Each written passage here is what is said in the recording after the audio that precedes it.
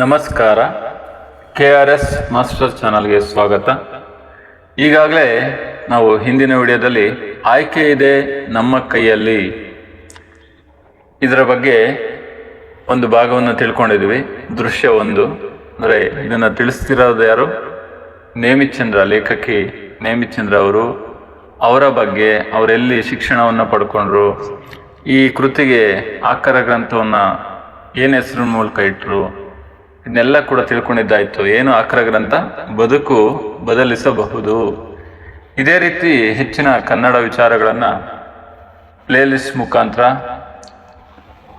ತಿಳ್ಕೊಳ್ಳಿ, ನಿಮ್ಮ ಅಭಿಪ್ರಾಯಗಳನ್ನು ತಿಳಿಸಿ. ಇವಾಗ ಮುಂದೆ ಎರಡನೇ ದೃಶ್ಯ ನೋಡೋದಾದರೆ, ಮೊದಲನೇ ದೃಶ್ಯದಲ್ಲಿ ಹೇಳಿದ್ರು ಅವರ ನೈಜ ಘಟನೆಗಳನ್ನೇ ಹೇಳ್ತಾ ಇರೋದು ಇವರು, ಲೇಖಕಿಯವರು ನೇಮಿಚಂದ್ರ ಅವರು.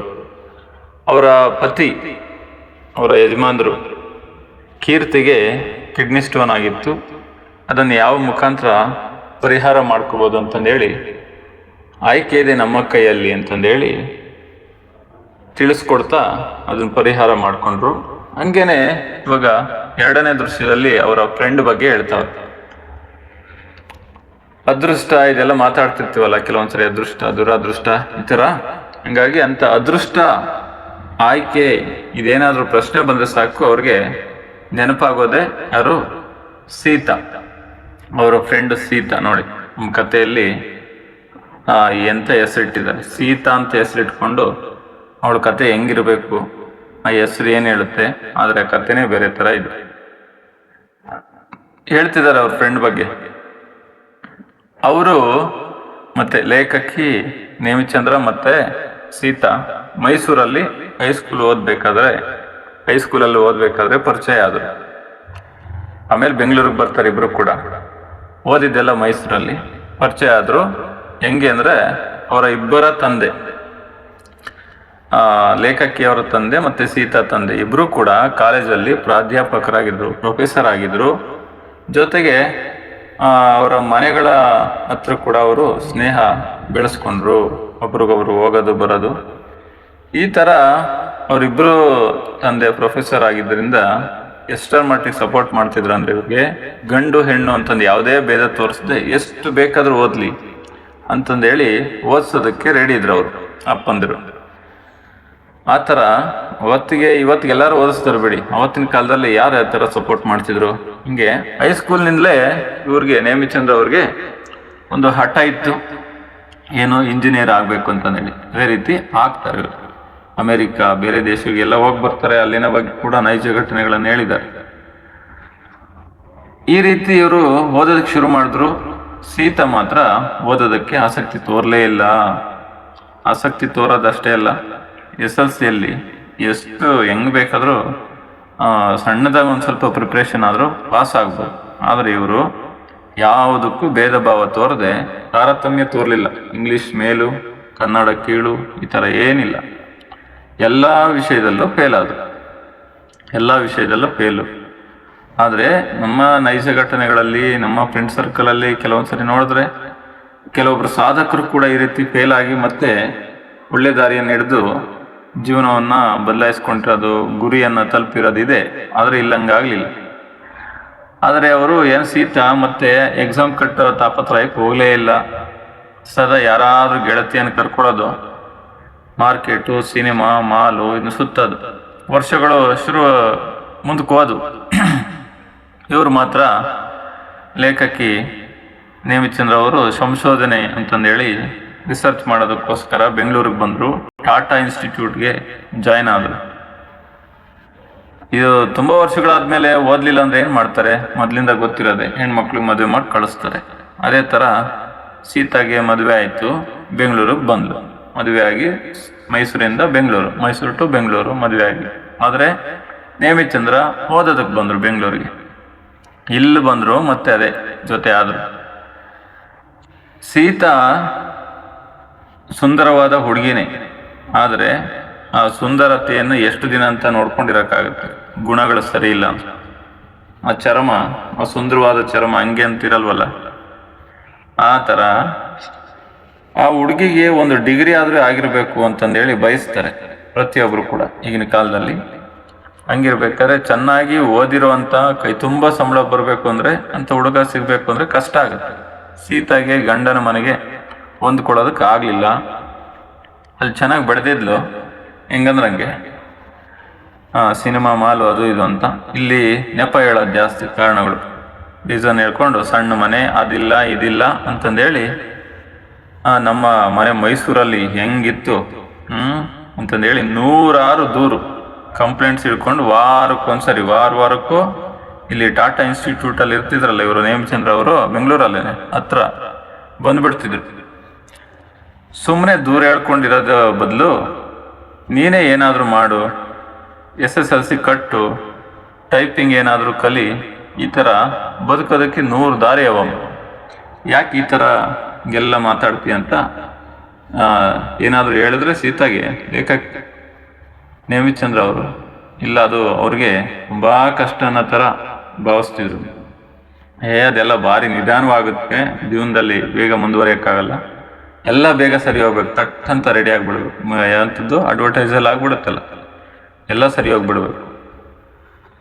ಈ ಥರ ಕೈ ತುಂಬ ಸಂಪಾದನೆ ಮಾಡಬೇಕು. ಯಾರು? ಗಂಡ.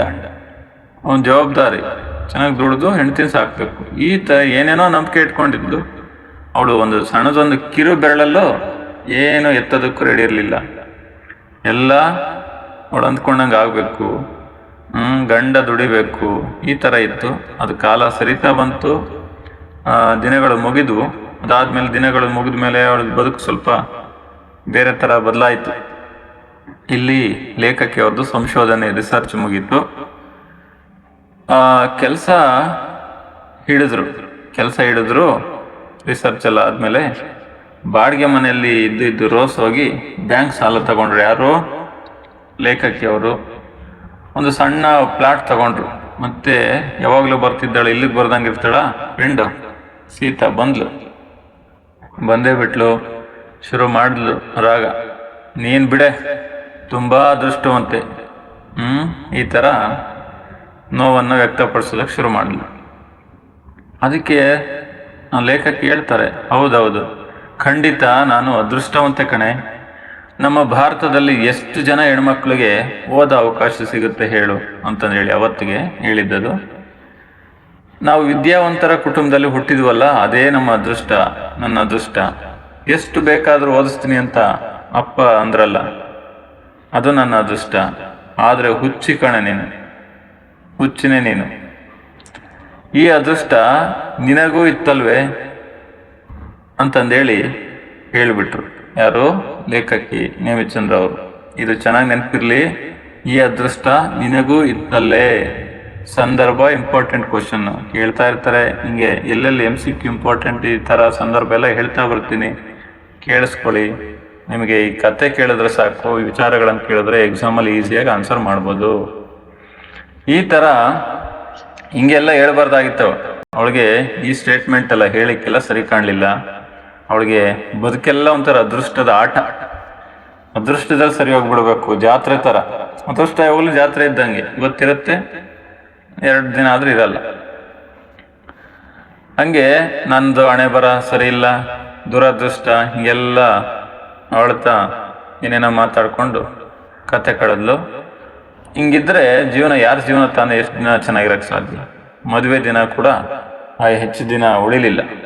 ಮದುವೆ ಜೀವನ ಏನು ಅಡ್ವರ್ಟೈಸಲ್ಲಿ ಹೇಳ್ತಾರಲ್ಲ, ಫಿಲಮ್ ಸ್ಟಾರ್ಟ್ ಆಗೋದಕ್ಕೂ ಮುಂಚೆ ಇಷ್ಟು ದಿನ ಎಲ್ಲವೂ ಚೆನ್ನಾಗಿಯೇ ಇತ್ತು ಅಂತ.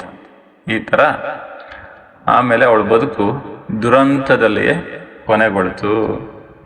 ಈ ಯಾರು ತಾನೇ ಎಷ್ಟೇ ಸುಂದರವಾಗಿದ್ರು ಎಷ್ಟು ದಿನ ಇರಿಸ್ಕೊಳಕ್ಕೆ ಸಾಧ್ಯ? ಅವಳ ರಾಗ, ಕಂಪ್ಲೇಂಟು, ಈ ಥರ ಎಲ್ಲ ನೋಡಿಕೊಂಡು ಡಿವೋರ್ಸಿಂಗ್ ನಾನು ಮತ್ತೊಂದಾಗಿ ಮತ್ತೆ ಅದನ್ನು ನೋವು ಅನುಭವಿಸ್ಲಾರ್ದೆ ದುರಂತ ಅದೇ ಆಗುತ್ತೆ ಜೀವನದಲ್ಲಿ. ಈ ರೀತಿ ಒಂದು ವಿಚಾರ. ಅದೇ ಥರ ಇದು ಒಂದು ದುರದೃಷ್ಟ, ಹಿಂಗೆಲ್ಲ ಅದೃಷ್ಟ ಅಂದ್ಕೊಂಡು ಹೇಳೋದಾದರೆ, ಒಳ್ಳೆ ರೀತಿ ಅದನ್ನೇ ಪಾಸಿಟಿವ್ ಆಗಿ ತಗೊಂಡು ಯೋಚನೆ ಮಾಡೋಂಥ ಹೆಣ್ಮಕ್ಳ ಬಗ್ಗೆ ಹೇಳ್ತಾವ್ರೆ. 3ನೇ ದೃಶ್ಯ ನೋಡಿ. ಇವ್ರು ಹಂಗೆಲ್ಲ ಹೇಳ್ತಿದ್ರಲ್ಲ ಫ್ರೆಂಡು, ಅದಕ್ಕೆ ಅದನ್ನು ಯೋಚನೆ ಮಾಡ್ತಿದ್ರು ಸುಮಾರು ಬಾರಿ, ಬಹಳಷ್ಟು ಬಾರಿ, ಸುಮಾರು ಬಾರಿ. ಅದೃಷ್ಟ ಅಂದರೆ ಏನು? ಅದು ಯಾಕೆ, ಯಾವ ಘಟನೆಯಲ್ಲಿ ಆ ರೀತಿ ನಡೆಯುತ್ತೆ? ಅದು ಒಳ್ಳೇದಿದ್ರೆ ಪರವಾಗಿಲ್ಲ, ಅದನ್ನ ಅದೃಷ್ಟ ಅಂತೀವಿ. ಹಿಂಗೆಲ್ಲ ಅಂದ್ಕೊಂಡು ಯೋಚನೆ ಮಾಡ್ತಿದ್ರು. ಅದೇ ಸಂದರ್ಭಕ್ಕೆ ಕೆಲವು ತಿಂಗಳು ಹಿಂದೆ ಕಾರ್ಖಾನೆಗೆ ಹೋಗ್ಬೇಕಾದ್ರೆ, ಇಂಡಸ್ಟ್ರಿಗೆ ಹೋಗ್ಬೇಕಾದ್ರೆ ಏರ್ಪೋರ್ಟ್ ರೋಡಲ್ಲಿ, ಬೆಂಗಳೂರು ಏರ್ಪೋರ್ಟ್ ರೋಡಲ್ಲೇ ಒಂದು ಭಯಂಕರವಾದ ಅಪಘಾತ ನಡೀತಾನೆ. ಅದು ಹೆಂಗಿತ್ತು ಅಂದರೆ, ಕಾರೆಲ್ಲ ಇಬ್ಬಾಗ, ಎರಡು ಭಾಗ ಹಾಗೆ ಜಜ್ಜೋಗಿತ್ತು. ಅದನ್ನ ನೋಡಿದಾಗ ಅಂದ್ಕೊಂಡ್ರಿ ಇವರು, ಒಳಗಿದ್ದವ್ರು ಯಾರು ಉಳಿದಿರಲ್ಲ, ಎಲ್ಲ ಸತ್ತೋಗಿರ್ತಾರೆ ಅಂತ. ಆದರೆ ನೆಕ್ಸ್ಟ್ ಡೇ ನೋಡ್ತಾರೆ ನ್ಯೂಸ್ ಪೇಪರಲ್ಲಿ, ಕಾರಲ್ಲಿ ಇದ್ದಂಥ ಮನುಷ್ಯ ಜೀವದೊಂದಿಗೆ ಇದ್ದ ಅಂತ. ಅದು ಅದೃಷ್ಟ. ಈ ಥರ ಕೆಲವೊಂದ್ಸರಿ ನಡೆಯುತ್ತೆ ಅಂತ ಹೇಳ್ತಾರೆ. ಅದೇ ಇನ್ನೊಂದು ದುರದೃಷ್ಟದ್ದು ಹೇಳ್ತಾರೆ. ಚಾಮರಾಜಪೇಟೆಯಲ್ಲಿ ಅವರ ನೆಂಟು ಹುಡುಗ ಇದ್ದಂತೆ. ಅವನು ಫುಟ್ಪಾತ್ ಮೇಲೆ ನಿಂತಿದ್ದ. ಫುಟ್ಪಾತ್ ಮೇಲೆ ನಿಂತಿದ್ರೆ ಲಾರಿಯೊಂದು ಕಂಟ್ರೋಲ್ ತಪ್ಪಿಬಿಟ್ಟು, ನಿಯಂತ್ರಣ ತಪ್ಪಿ ಬಂದು ಹೊಡೆದೇ ಬಿಡ್ತು. ಸ್ಥಳದಲ್ಲಿ ಡೆತ್ ಆದ, ಮೃತನಾಗ್ಬಿಟ್ಟು.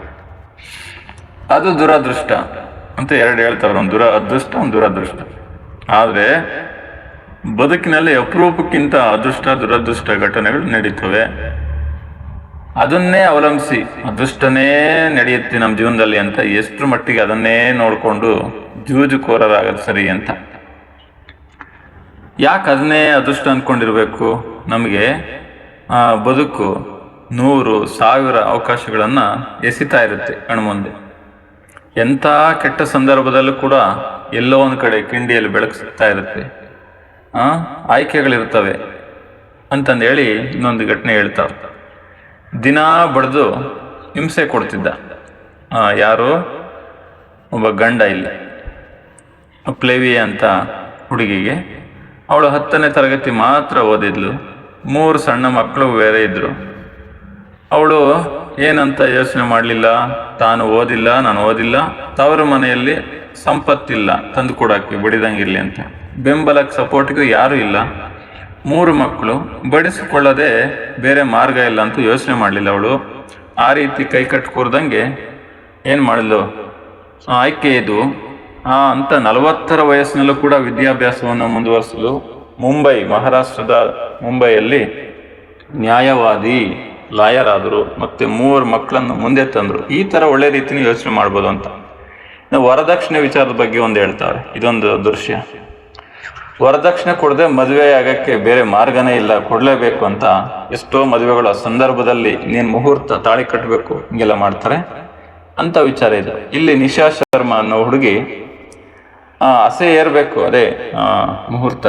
ಅಂಥ ಸಮಯದಲ್ಲಾದ್ರೂ ಇಂಥ ಹುಡುಗನ ದೂರ ತಳ್ಳೋಣ, ನಿರಾಕರಣೆ ಮಾಡೋಣ, ನಿರ್ಲಕ್ಷ್ಯ ಮಾಡೋಣ, ತಿರಸ್ಕಾರ ಮಾಡೋಣ ಅಂತ ತನಗೆ ದುರಾಸೆಯ ಈ ಹುಡುಗನನ್ನ ನಿರಾಕರಿಸುವ ಆಯ್ಕೆ ಇದೆ ಅಂತ ಅಂದ್ಕೊಂಡು ಬೇಡ ಅಂತಂದೇಳಿ ಸ್ಟಾಪ್ ಮಾಡಿಬಿಟ್ರು. ಹಿಂಗೆಲ್ಲ ಯೋಚನೆ ಮಾಡ್ಬೋದಲ್ಲ ಅಂತಂದು ಹೇಳ್ತಾವ್ರೆ. ಬದುಕು ನಮ್ಮೆದುರು 100 ದಾರಿಗಳನ್ನು ಕೊಟ್ಟಿರುತ್ತೆ. ನಮ್ಮಂಥ ಬಹುಪಾಲು ಮಧ್ಯಮ, ಮಿಡಲ್ ಕ್ಲಾಸ್ ಅಂತ ಏನು ಹೇಳ್ತೀವಲ್ಲ, 100,000 ಆಯ್ಕೆಗಳಿರ್ತವೆ. ಎಂತೆಂಥ ಆಯ್ಕೆ, ಓದುವ ಆಯ್ಕೆ ಇರುತ್ತೆ, ಜಗಿಯದೇ ಇರುವ ಆಯ್ಕೆ, ಪಾನ್ಪರಕ್ಕೆ ಏನೇನು ಮೂಲೆಯೆಲ್ಲ ಗಲೀಜು ಮಾಡೋದು, ಲೆವಿನ್ ಚಟಕ್ಕೆ ಬೀಳದೇ ಇರೋ ಆಯ್ಕೆ, ವರದಕ್ಷಿಣೆ ಇಲ್ಲದೆ ಮದುವೆ ಆಗ್ಬೋದಲ್ಲ ಅಂತ ಆಯ್ಕೆ ಇದೆ. ಅಂಥ ಪುಣ್ಯಾತ್ಮ ಸಿಗದಿದ್ರೆ ಮದುವೆ ಆಗದೇ ಇರೋದು, ಅದು ಒಂದು ಆಯ್ಕೆ. ಮದುವೆನೇ ಆಗ್ಬೇಕಾ ಜೀವನದಲ್ಲಿ ಅಂತ. ಒಳ್ಳೆಯವ್ರು ಸಿಕ್ಕಿರೆ ಆಗ್ಬೋದು, ಪರವಾಗಿಲ್ಲ. ಆಗ್ಲಿಲ್ಲ ಅಂದ್ರೆ ಬೇಡ. ಹಿಂಗೆ 100 ಅವಕಾಶಗಳಿಟ್ಟಿರುತ್ತೆ, ಬಳಸಿಕೊಳ್ಬೇಕಷ್ಟೇ ಅಂತಂದೇಳಿ ಹೇಳ್ತಾರೆ. 100 ಹಾದಿಯನ್ನು ಆಸಿದೆ, ಎದ್ದು ನಡಿಬೇಕು, ಕೂತಿದ್ರೆ ಹೆಂಗೆ, ಎಲ್ಲ ಕೂತಿದ ಕಡೆನೇ ಆಗ್ಬೇಕು ಅಂದ್ರೆ ಹೆಂಗೆ ಅಂತಂದೇಳಿ ಕಾಯಕವೇ ಕೈಲಾಸ ಅಂತ ಬಸವಣ್ಣನ ಹೇಳಿದ್ರು. ಈ ಥರ ಇನ್ನು ಹೆಚ್ಚಿನದಾಗಿ ನೋಡಿ. ನೇಮಿಚಂದ್ರ ಅವ್ರ ಬಗ್ಗೆ ಕೂಡ ಪರಿಚಯ ಇದೆ, ಶಬ್ದಾರ್ಥಗಳಿದೆ, ನಿಶಾ ಶರ್ಮಾ, ಫ್ಲೇವಿಯಾ, ಇದೆಲ್ಲ ವಿಚಾರಗಳಿದೆ ನೋಡಿ. ಸಂದರ್ಭ ಆಗ್ಲೇ ಹೇಳ್ದಂಗೆ, ಈ ಅದೃಷ್ಟ ನಿನಗೂ ಇತ್ತಲ್ಲೇ, ಇದು ಚೆನ್ನಾಗಿ ನೆನ್ಪಿಟ್ಕೋಬೇಕು. ಕ್ವಶನ್ ಅಲ್ಲಿ ಕೇಳ್ತಾ ಇರ್ತಾರೆ. ಅದಾದ್ಮೇಲೆ ಒಂದು ವಾಕ್ಯದ ಪ್ರಶ್ನೆಗಳು ಕೂಡ ಈಗಾಗಲೇ ಡಿಸ್ಕಸ್ ಮಾಡಿದ್ದೀವಿ, ಅಲ್ಲಿ ನೆನ್ಪಿಟ್ಕೋಬೋದು. 2 ಅಂಕದಲ್ಲಿ ಕಮಲಾ ಮೇಡಮ್ದು ಮುದ್ದೇಗೌಡರ ಪ್ರಶ್ನೆ, ಅದನ್ನ ಚೆನ್ನಾಗಿ ಇಟ್ಕೋಬೇಕು, ನೆನ್ಪಿಟ್ಕೋಬೇಕು. 4 ಅಂಕಗಳಲ್ಲಿ ಸೀತಾ ಬಗ್ಗೆ ಪ್ರಶ್ನೆ, ಇಂಪಾರ್ಟೆಂಟ್ ಕ್ವಶನ್ ಕೇಳ್ತಾ ಇರ್ತಾರೆ. ಮತ್ತೆ ಕಮಲಮ್ಮ ಮೇಡಮ್ದು ಈ ಥರದ್ದು ಪ್ರಶ್ನೆಗಳು ತುಂಬ ಕೇಳೋವಂಥದ್ದು. ಚೆನ್ನಾಗಿ ನೆನ್ಪಿಟ್ಕೊಳ್ಳಿ. ನನ್ನ ಕತೆ ಕೇಳಿದ್ರೆ ಸಾಕು, ಈಸಿಯಾಗಿ ಪಕ್ಕಾ ನಿಮ್ಮ ಭಾಷೆಯಲ್ಲಿ ಹೇಳೋ ಥರ ಪಕ್ಕಾ ಆನ್ಸರ್ ಮಾಡ್ಬೋದು. ಶುಭವಾಗಲಿ. ಇದೇ ರೀತಿ ಕನ್ನಡ ವಿಚಾರಗಳಿಗೆ ಬೆಂಬಲಿಸ್ತಾ ಇರಿ. KRS ಮಾಸ್ಟರ್ ಚಾನಲ್ನ ಫಾಲೋ ಮಾಡಿ. ಶುಭವಾಗಲಿ. ಧನ್ಯವಾದಗಳು.